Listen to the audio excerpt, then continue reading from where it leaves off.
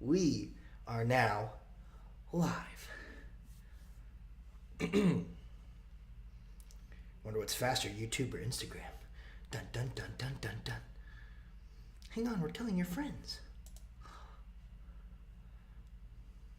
Oh, YouTube might be faster. I don't know. 20 seconds already?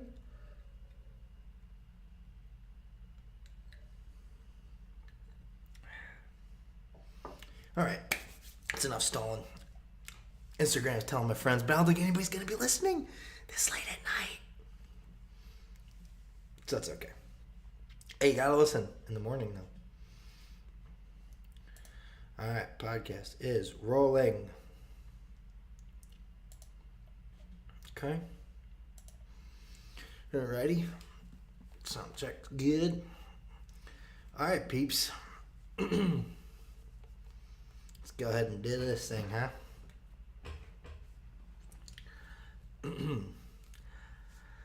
All right, ladies and gentlemen, boys and girls, welcome back. Episode 116 of Dave's Dugout. 116, Sweet 16. That's the topic of the day, and that's what we're going to talk about this time. Wanted to get Zachy and Aiden back on the pod. Obviously, most of you probably know, as I chatted about in the last two episodes, changes, dugout looks different. Lighting, I think, is the only thing I want to work on here. I need a light. You know, I got a light right above me, and I got a light over there. We need one for the pretty face. Anyway, so that might be the next edition. But lights, not really in the budget here for the dugout as of at the moment. So here we are. Anyway, Sweet 16, main topic. Do you have a little bit of breaking news, if you want to consider it that? For me, at least, it is. So we're gonna see if there are any true night owls here, dugout fans that join here. I'm guessing no, because timestamp on the pod, it is March 23rd, the day before the Sweet 16 starts. It's 11:42 on the West Coast, so that means it is late on the East Coast. 11, 12, 1, 2:42, almost 3 a.m. on the East Coast. Some of you are going to be waking up in 3 hours, and I'm going to have this ready to go right on your, boom, notifications right when you wake up. You're going to be able to listen to this, make your second chance brackets. Stoplight Enthusiasts is the group. I didn't talk about this really last time on the podcast, but I do put it on all my other social media stories. At ACATAC, it's an extra K at the end. That is where you're going to find the Stoplight Enthusiasts group for the ESPN Tournament Challenge second chance brackets. Let's all start fresh, huh? It's the Sweet 16, and I still think it is incredibly hard, even with a fresh Sweet 16 bracket as I have here. I got all my info, all my bets. If you're watching, not live, probably not live, but if you're watching the live stream, either on YouTube or Instagram, hopefully Thursday morning. All late starts Thursday, so I figured you're going to have plenty of time to do this at work, because who works these days anyway, right? You're all working from home remotely. And even if you are working a real job, are you really working the first day of the Sweet 16? Well, let's be honest. Okay. First order of business. Not Sweet 16 related. I know. Crazy. That's what, if you noticed, live here, got my little sticky note so I wouldn't forget. Let's go ahead and take it off because I remembered to say it already. Boom. Check, mate. Check. Just check. We all know, big fans of the Premier Lacrosse League here in the dugout. Been to, let's see, New York, Albany twice, right? Colorado Springs, and Salt Lake. So I've been to 5 PLL events in person, I believe. Maybe 4. Maybe I didn't go to Albany twice. I think I did. Nah, maybe not. Albany, so 4. So I've been to 4 live events. I want to make it to Seattle this year. If the dates work out, definitely something I want to do. That's off the... Anyway, so... man, I wish I would have had this podcast going the whole time, because I would have announced, when they announced all this information, trades and re-signings and, like Grant Ament re-signed with the Archers. I mean, there's a lot of news in that regard. Pinnell, the Woods. So we talk about all that, but as of a notification just distracted me. I didn't think it would do that when I was live. I thought it was somebody joining. I got excited. So what was I saying? PLL. Big news on that regard. I mean, I could catch you up. I honestly could do a whole episode on that, but the big news announced Wednesday. Most of you are probably listening to this Thursday or Friday. The big news is that the first 3 seasons have been on NBC. And personally, I thought NBC has done a fantastic job covering it. I mean, they've even won awards for how well and out of the box they've been doing these broadcasts. I mean, the on the field mic'd up interviews never been done before in professional sports. I mean, they're really innovative and thinking of different ways to get people involved, and I think it's personally really cool. I've done nothing but praise the PLL if you've been listening since the start of it. So, yeah, I mean, I think what they're doing is great. I've said that over and over again, but NBC Sports was a big platform. NBC was a bigger platform when they had huge games. They do like one game and like the championship on NBC, and I've always said that the more eyes on lacrosse, the better. I mean, that's how you grow the sport. And now, as of Wednesday, I'm sorry I'm delaying, but the PLL has a deal with Disney. They're going to be on ESPN and ABC. So ABC, ESPN, ESPN2, and ESPN Plus. All the games this summer coming up are going to be on one of those channels or one of those streaming services when it goes to ESPN Plus. And you would think championship game or big games are going to be on ABC. Even ESPN is huge, I think, for just people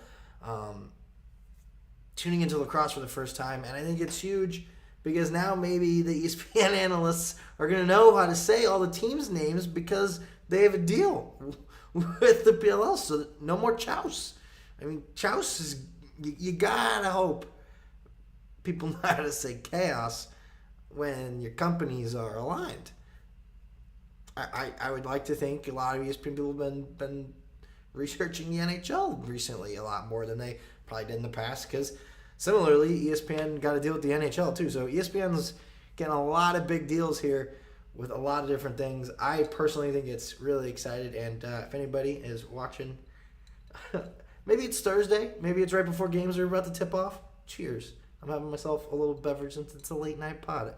I think it's appropriate for the occasion. So it's Red Bull too. So is it really even a nightcap? It's more of like I'm gonna be up now for an hour editing. So nonetheless, cheers. So yeah. I think that's great, honestly, just for the pure fact that I think ESPN is going to cover it more now. I think they cover the NHL more now. So I think it's good to grow the game of lacrosse. Long story short. So now that we're a couple minutes in, I've got you hooked. Let's go ahead and talk about the Sweet 16. I've got all the Vegas odds. I've got all my picks. I've got what you should parlay together. 4 picks for Thursday and for Friday. Maybe even if you want to bet on a champion right now, I've got some tips for you.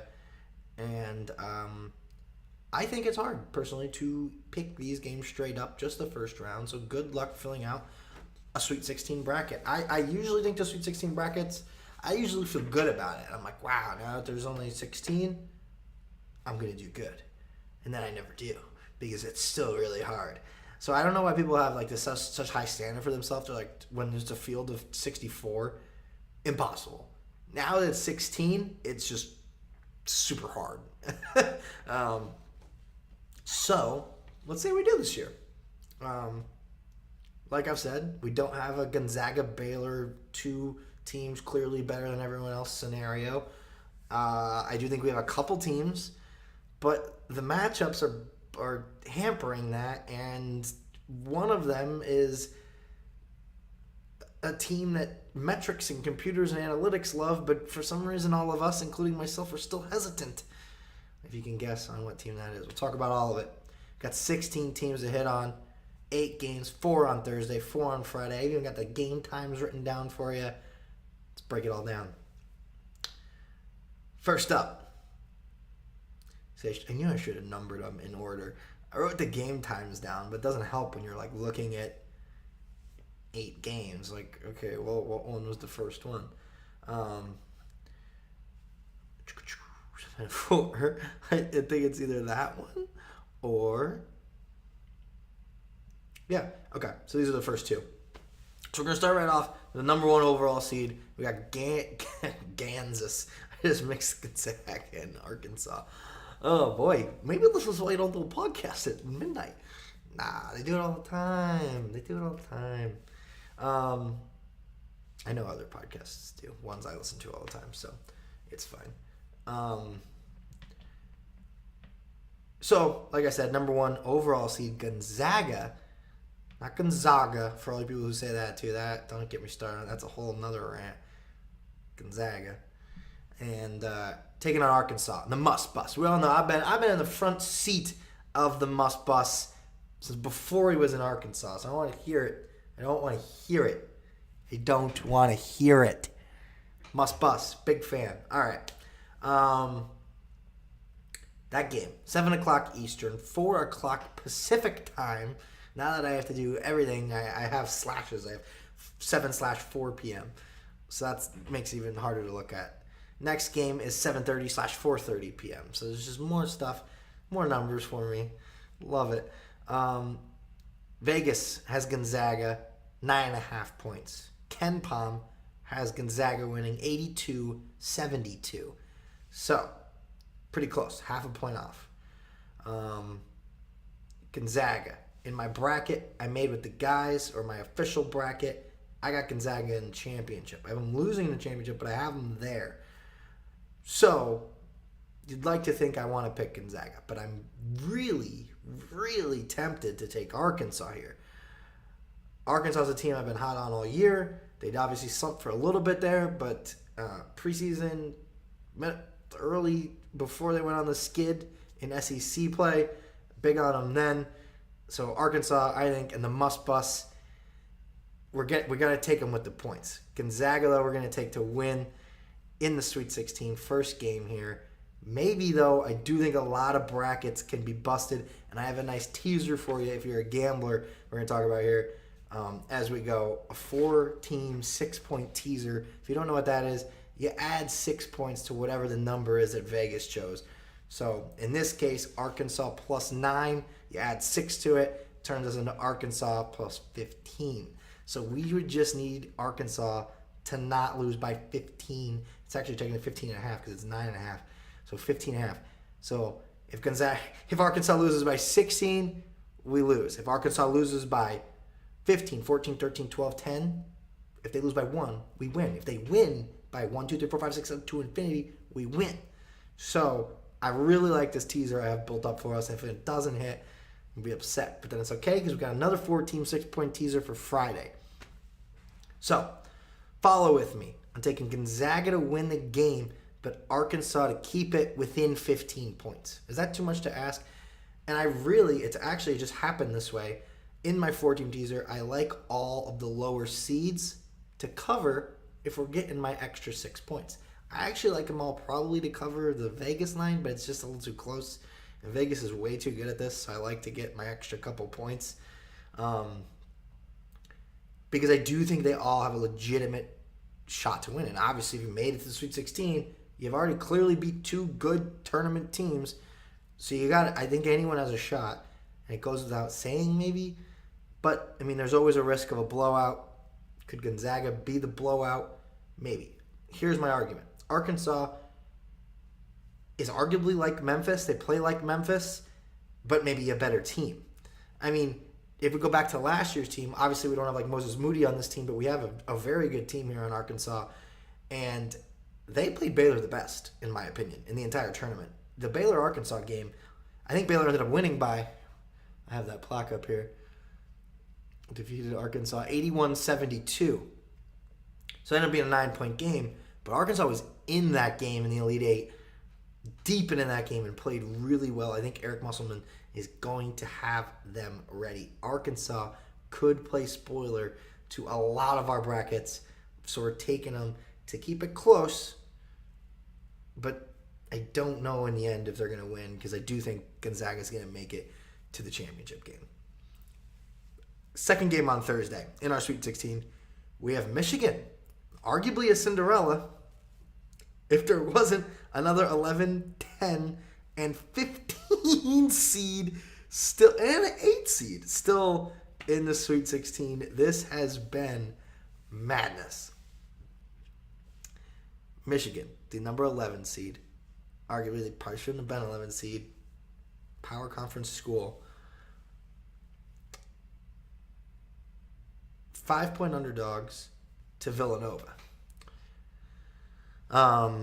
Ken Pom has Villanova winning 71-66.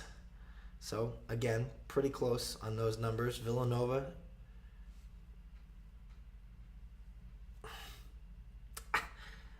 I've said this before on the podcast. I've said it all year. I like Villanova. They can beat anybody. Can they get along here with the short-ish rotation that they have?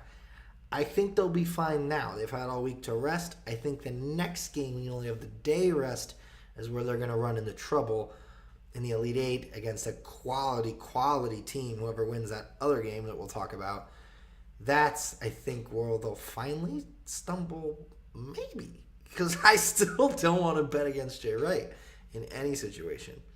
Don't blink at me. Don't scare me.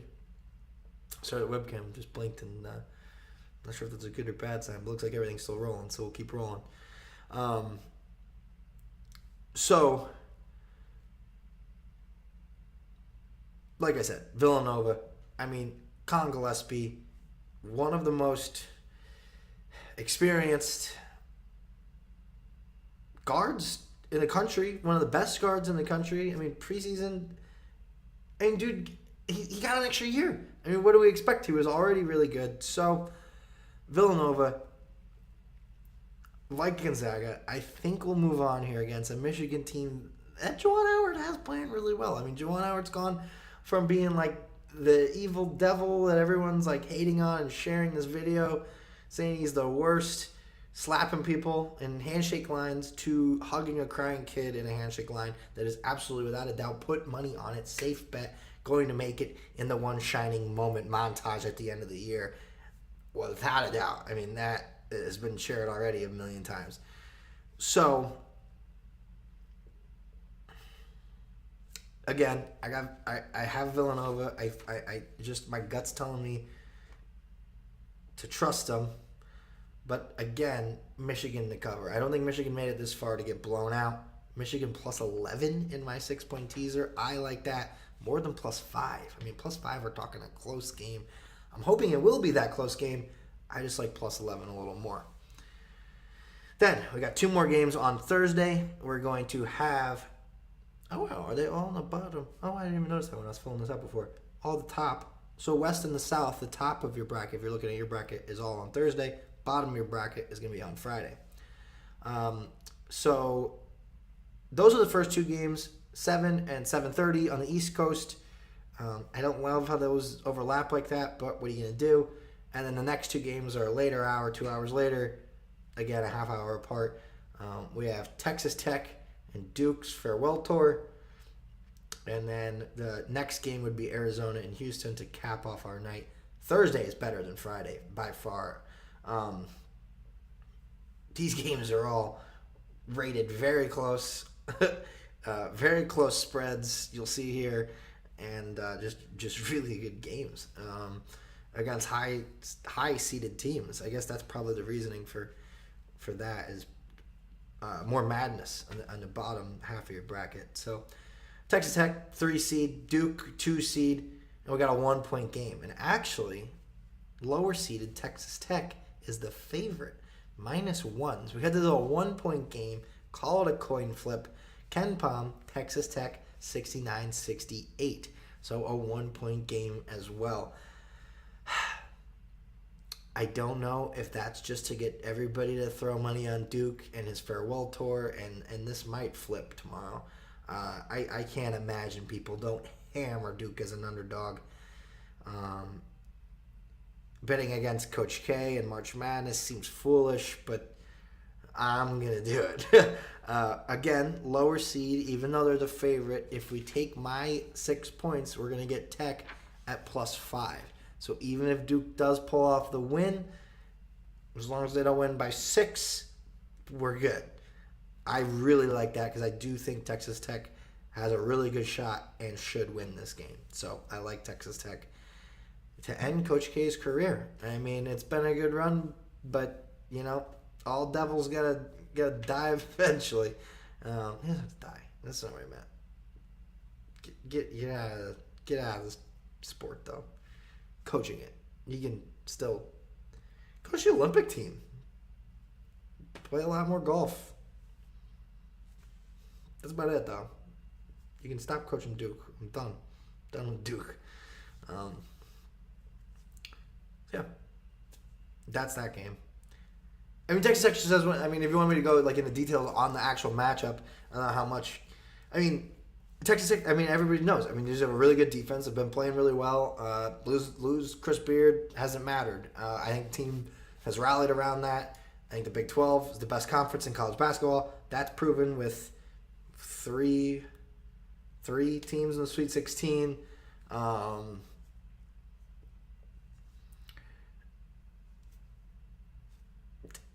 Dude, Texas Tech's defense is just stifling. What is it? Points in the paint, one of the best in the country, and Duke's really good at getting points in the paint.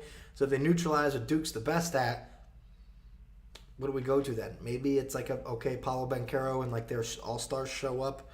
I don't know. I thought the pressure, honestly, I've been proven wrong already about Duke. I thought the pressure was going to get to them about the farewell tour and everything, but maybe they faced so much pressure in that Carolina game that now they're just now they're playing a little more free, and they already had that. That's what I kind of thought with North Carolina too. It's they already played their Super Bowl. They already beat Coach K at home for the last game ever. But they're just riding that momentum. So, part of me, a tiny part, because we all know. I joke around though. It's I don't actually hate Duke, but everybody loves to hate Duke. That's a Duke thing. Everybody knows that. Ever since Christian Laettner hit that shot, people love to hate Duke. I'm not crazy on that. I joke around. I spell Duke lowercase d O-O-K all the time, with the poop emoji. Duke. It's all for fun. It's fun. I respect Coach K. I obviously one of, if not the best coach ever. I do still. I'll argue that in any sport. Think we get too quick on these things. But he's closer than the other arguments that we'll argue about. But can we wait for the guy to be done? That's all I'm asking. I don't know why we gotta crown people before they're even done playing or coaching. It just drives me crazy.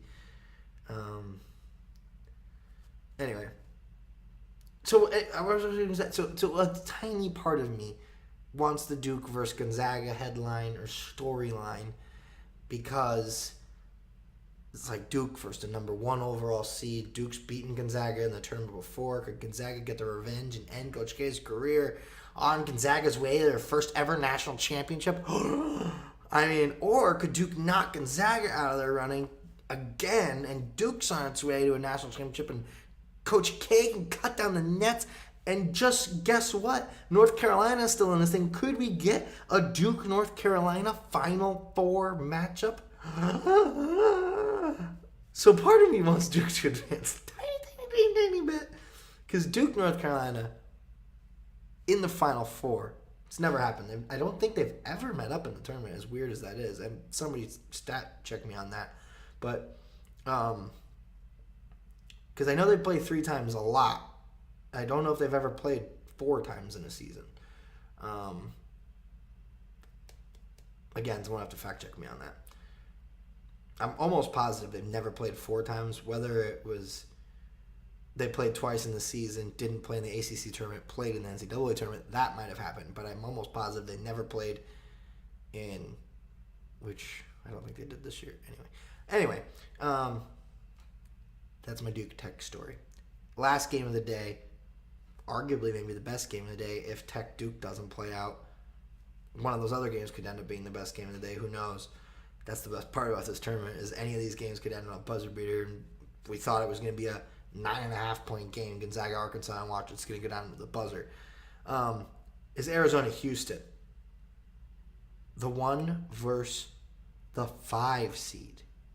Houston shouldn't be a 5 seed. Houston is the favorite in this game as the 5 seed versus the 1 who's the number 2-1 who people argue when at their best is the best team in the country. Houston's the favorite to win this game. That's how much the analytics, computers, metrics, everything loves Houston. I was hot on Houston all year. Preseason, regular season, last year. Kelvin Sampson does an amazing job. Always been hot on Houston. I've been hesitant ever since Thanksgiving. I think I've said this on the podcast before.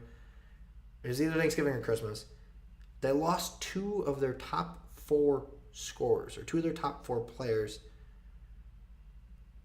So we just have always been anticipating a drop-off. Here they are. During the Sweet 16, again, there was no drop-off. I mean, any of these Sweet 16 teams, you take 2 of their 4 best players away in December, you think they're still here? Maybe. But the chances are way less likely, and I don't think they'd be ranked number 3 in KenPom and be favorites as a 5 seed against Arizona right now. Houston, -1.5. Arizona, +1.5. Crazy. KenPom has Houston winning 74-73. It is unanimous. Houston is the favorite in this game as a 5 seed. So, we ride it. Houston +7.5 on my teaser. Wait, that can't be right.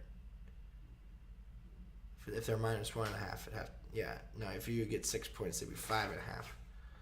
Either I wrote that down wrong or anyway. Yeah, that would be Arizona would be +7.5.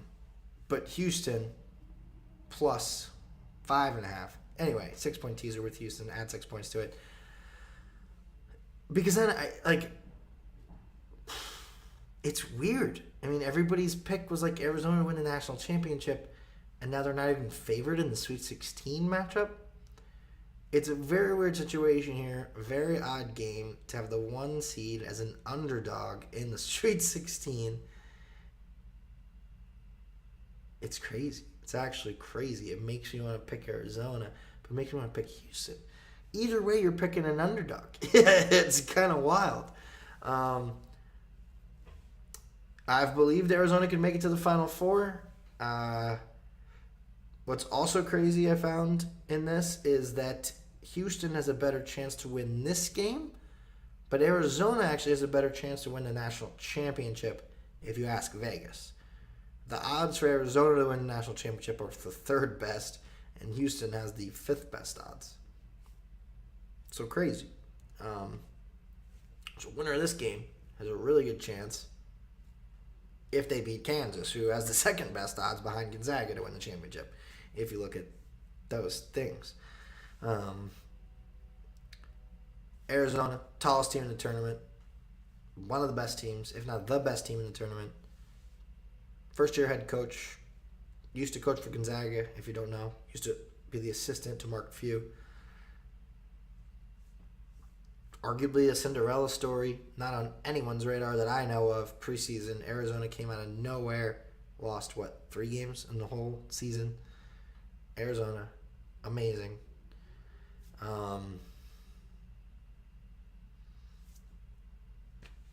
Gosh, it's so hard. I like Houston with plus points though, 5 at least. Make it let's have a close game. Let's have a thriller to end the night. So I guess I gotta do the same thing I did with all of them. Arizona to win, Houston to cover with an extra 6 points. I mean, it sounds like a cop-out, but Vegas always wins, so let's try to beat Vegas. Um, yeah. So that teaser I was talking about, all 4 games on Thursday, 6-point teaser, or just do alternate spreads. If you're a better, honestly, I just go as much as they can. If they're giving you more than 6, take it. If they're only giving you 5, what are you gonna do? It's plus 190. If you don't know what that means, it's $10 wins you $19. So at the end of the day, it's $29 in your pocket if you win. Let's hammer it all together, or fade me, because I haven't been so hot. Won a bunch of money this year, all season long. March Madness hits. Taking a hit, but I'm still playing with house money. Not even close. I'm actually up so much because I always withdraw, and I still have what I had when March Madness started. I haven't deposited anything, so we're good, fam. If I don't blow it all here on the Sweet 16 games. Okay, so day 2, we got Friday. 4 more matchups. We're halfway there. Hang in there with me. First game of the day, we got 7:30. Okay, so we got Purdue, 3 seed. They were number 1 team in the country at one point this year, against Cinderella herself. Has midnight hit yet? Are we going to turn into a pumpkin in the Sweet 16 like every other 14 or 15 seed has in the past? Has never won in the Sweet 16. Can St. Peter's, the Peacocks, be the first? That was Rooster. Peacock. Apparently, I've heard Gary Parrish has a terrific peacock impersonation. I have not heard it. I almost listen to every episode. I don't know how I missed that one. Apparently, that went viral though. G Peacock, right? Is that, wasn't it like a hashtag G Peacock? GP Peacock? GPP? You make me say PP? So yeah, peacock noises. Apparently, people are big fans. Probably not mine, because I'm a big pterodactyl guy. Everybody knows me from back in the day. I could do a wicked pterodactyl. Sneak peek. I can do really loud. Scares children. Children have nightmares from it. Poodles jump while they're on walks. So anyway, this is the biggest spread of the Sweet 16.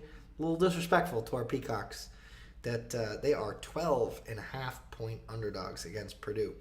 Purdue, one of the best offenses in the country. You got Ivy, who's looking like a stud, pulling up from the March Madness logo if you're watching live. Oh, that is reversed. That's funny. So anyway, I got my March Madness shirt on. This is one of my favorite shirts that I own. Until they change this logo, I think it's pretty cool, because this is still the logo they use for March Madness. Until these games aren't on CBS and the Turner networks anymore. Love this shirt. But yeah, Ivy's pulling up from the March Madness logo at half court and draining deep threes. I named my fantasy basketball team this year over Zach Edey, Zach Attack, and it just was a great fit. I mean, they don't even play their people as much as you normally play that good of a player, because they have so many people and you can just rotate 7-foot monsters. I saw a hilarious tweet. What does Purdue do to get these 7-footers on their campus every single year? It seems like they have a great 7-foot stud. I don't know what the tweet was like, what is there part of their recruiting? Like, we have bigger beds than everybody else. I actually laughed out loud to that. I thought that was great. Let's just check my battery here. 25. Oh, we're good. I had 30% to start. So yeah. I like Purdue to move on. I think the tricky part here with 15s when they make it this far is you're playing almost with house money against a 2 seed, because you're not supposed to win. No one expects you to win. Okay, right? So it's like, bang, 2 seeds knocked off, momentum's on your side, and you're taking on a 7-10 who is either just a mediocre Power 5 team or a good mid-major team that you can take out with momentum and playing right. And I mean, St. Peter's coach is unbelievable. He's a great interview. He looks like a great guy. He's got these guys motivated. I mean, they're not scared of anybody. He said it himself. He goes, I have players from New Jersey and New York City. Because you think we're going to back down from anybody? You think we're scared of anybody? He goes, no, we do the scaring. Coming from a 15 seed, St. Peter's Peacocks. No one even knew. I grew up 90 miles away from this school. Had no idea it existed until March Madness. I'll be completely honest with you. St. Peter's Peacocks, couldn't have told you where it was. It's in New Jersey, Jersey City. Literally 90 miles from where I grew up. Pfft, blew my mind.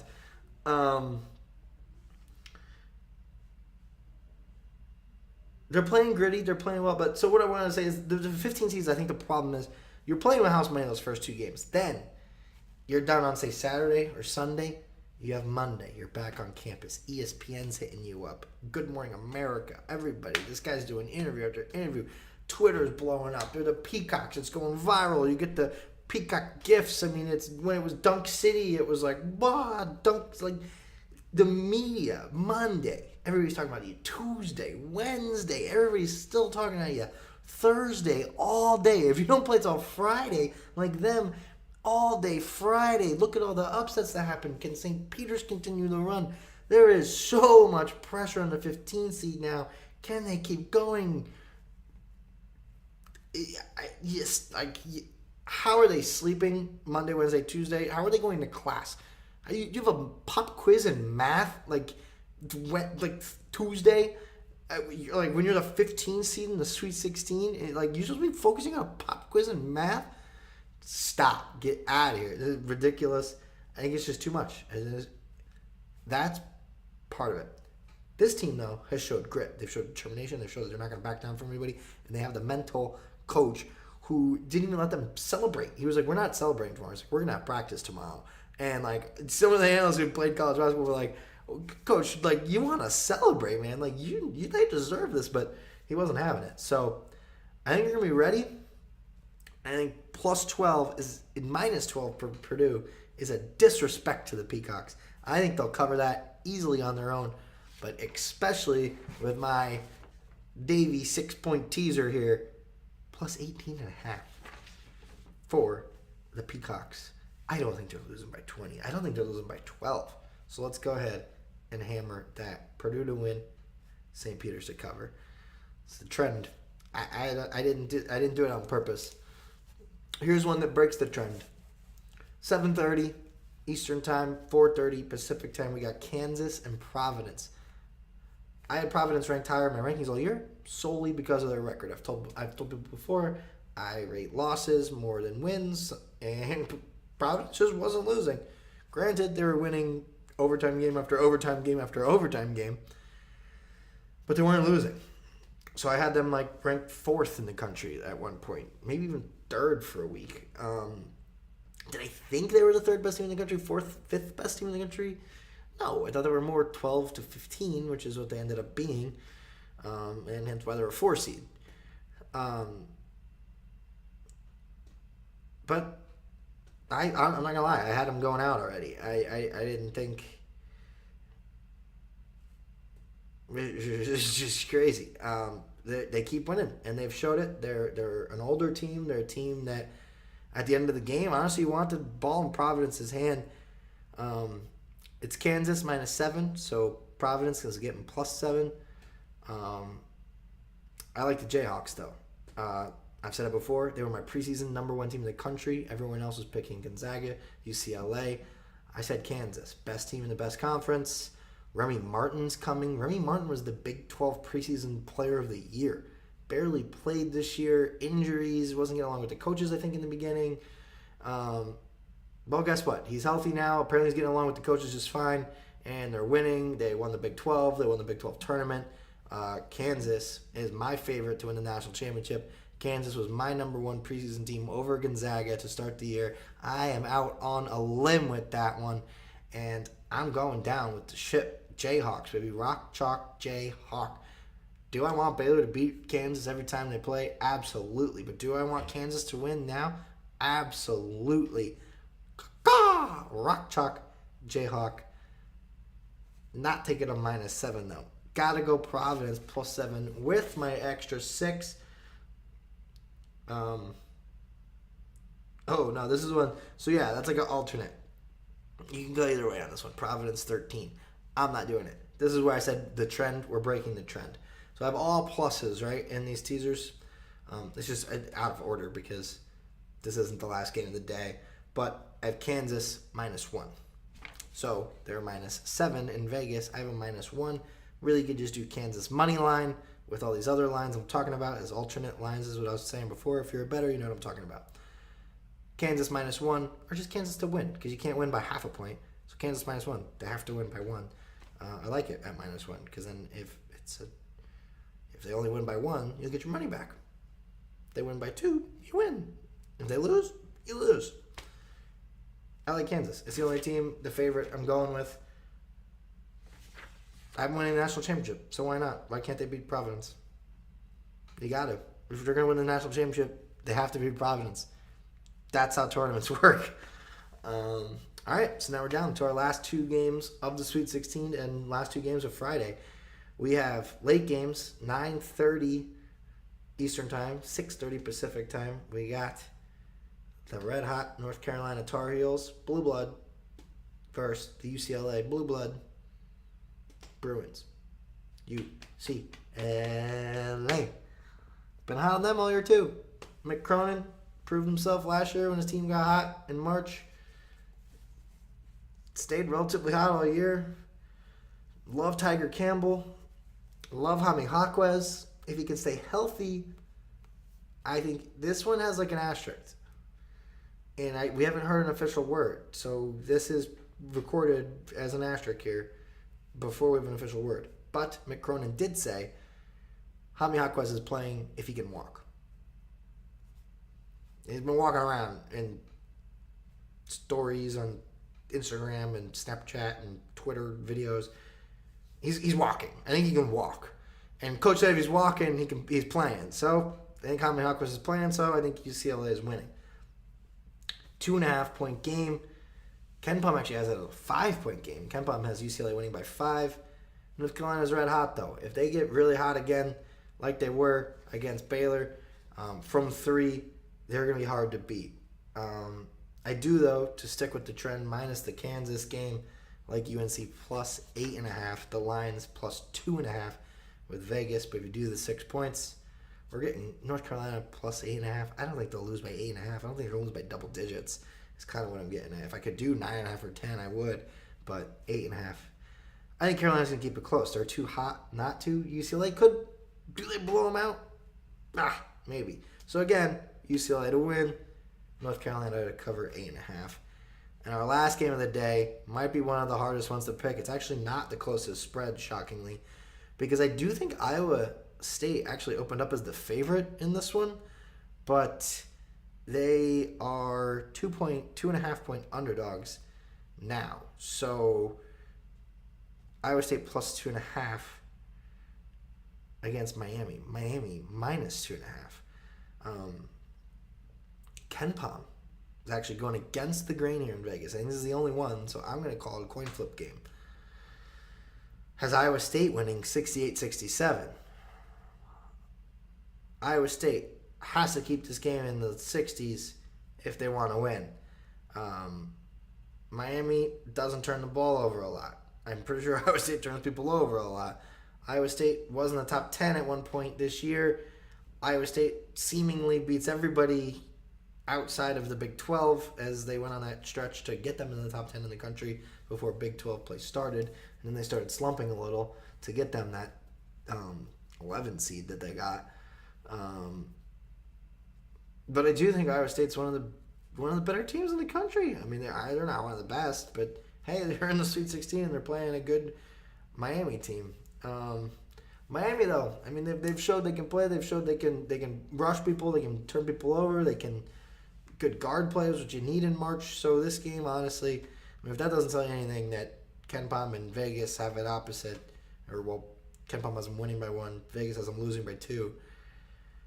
That's close. So I'm just a little bit of Big 12 bias. If it's a coin flip game, I'm going to go Iowa State. I mean, Iowa State was in the top 10 of the AP poll at one point this year. Miami barely cracked the top 25 all year. I had Miami in my top 40 almost all year long. No one else did. Even at the end of the season, no one did. And that's actually was my deciding factor of why I had Miami losing USC. So because no one had Miami in their top 40. It was crazy. So I was like, what am I missing? Why have I been so hot on Miami all year? And now they're in the Sweet 16. So I should have went with my own gut. I let everyone else's rankings talk me out of my own rankings. It's ridiculous, but that's what happens when you overthink March Madness. So actually, same line as the UNC game. Taking the plus 2.5 and making it plus 8.5. Maybe Miami to win. I kind of like Iowa State to win as an underdog, but definitely Iowa State plus 8.5. And that will be a crazy last game. 10 o'clock Eastern. Eastern time people are going to need to stay awake for that one. So Friday night, though, don't drink too much early in the day. All kind of relatively late games for you guys. 2 at 7, 7 and 7:30, 9:30, and 10 for both days. I have a feeling people want me to pick the whole bracket, huh? I didn't want to do that. But we'll do it here. We haven't hit the hour mark. We're barely at the 40, 45-minute mark. So quickly, I have it pulled up. Here's my Sweet 16 bracket on the record. It's relatively the same as my... No, it's not. So like I said, I had Gonzaga, Texas Tech beating Duke on that side. And in some of my brackets, you know me, I make multiple brackets, but this is the one on the record. I'm going Gonzaga over Texas Tech. Although I have said I think Texas Tech is the best chance to knock off Gonzaga in this thing. I think even in the Final Four. I think the Gonzaga-Texas Tech game will be their hardest game. But I got Gonzaga moving on to the Final Four. In the East, if we go down, I've got UCLA winning with an asterisk if Jaime Jaquez is healthy. I feel like that's reasonable. And Purdue St. Peter's, I think you just gotta go Purdue, and that's a win-win to me because if St. Peter's wins that, you're happy for St. Peter's. So Gonzaga and Purdue on the left side of your bracket in the Final Four. On the other side, in my original bracket, I had Arizona in the Final Four. So fresh start, Sweet 16. It's called a second chance bracket for a reason. We got the Houston Cougars beating Arizona. Arizona showed that they're beatable because TCU almost did it. TCU probably should have done it. A little bit of controversy there at the end of that one, but a great game and a fantastic game, fun to watch. And that's part of March Madness. You either win or you don't, and they didn't. Sorry, little froggies. But I think I got Houston moving on. I got Houston. And then Michigan, Villanova. Michigan, I mean, you've had a good run. Your team's been playing well. I just don't know if you're going to pull it off, like I said, with Villanova. And then this is one of the hardest games, I think. Houston, Villanova, if this is what we get. I mean, you're talking about a Houston team, like I said. You thought the injuries would catch up with them eventually. Villanova, you thought only playing 6 or 7 guys would catch up with them eventually. So maybe this is going to be just a low-scoring, grinded-out game. I mean, both... Yeah, I have Villanova written down, but I want to go Houston as I'm talking here live, talking it out. Houston gets to the Final Four 2 years in a row. But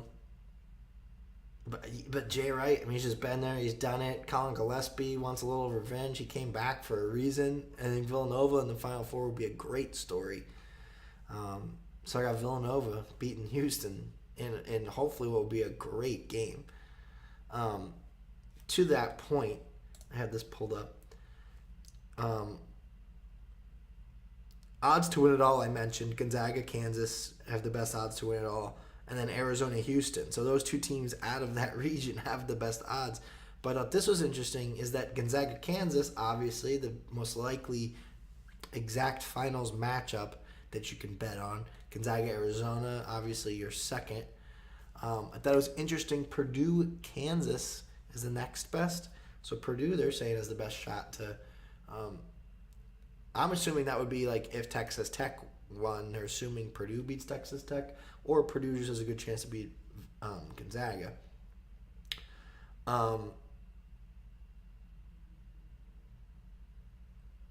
there's a couple other ones, but Purdue Villanova is one of the next best odds to make it. So it's funny, man. Vegas really likes, outside of if we get a Gonzaga Kansas, outside of that, they really like whoever comes out of the South, Arizona, Houston, or Nova, which kind of helped me with the picking Nova over Michigan. Michigan doesn't have a good shot to make the national championship at all, and Villanova does, and Purdue. So it's like we got Purdue on one side, Gonzaga on one side, Kansas on one side, and then 3 teams in the South. Makes the South really hard to predict. So a Purdue-Villanova matchup would be crazy. A 3 versus 2 in the championship. I think it's going to be Gonzaga. Kansas, spoiler, I have Kansas moving on. Kansas beating Villanova. I think that one would be easy. Easy, not really easy, but... And then Gonzaga, Purdue. I think Gonzaga, by then, if they make it to the Final Four, they're making it to the championship. But then they have the same fate. They lose to the Big 12 team. They get smacked by Kansas. I don't think by as bad as Baylor did. It'd probably be a good game. Really close game. Really great game. I think those are the 2 best teams in the country, if you ask me. And I think Kansas is the best. Jayhawks. Rock Chalk Jayhawk. Cutting down the nets. If you give me a second chance in my second chance bracket, that's how we're rolling. That's going to be a podcast, people. 12:30 Pacific time. Hope you wake up. Hope you woke up. Hope you listen to this when you woke up on your way to work. I hope you fill out that second chance bracket. Join Stoplight Enthusiasts on ESPN.com or the ESPN app. Stoplight Enthusiasts. Fill out those second chance brackets. You just got all the tips right there. And, yeah. That was an episode 116, people. Thank you for tuning in. Thank you for the few of you who tuned in late at night here. And we'll see you next time.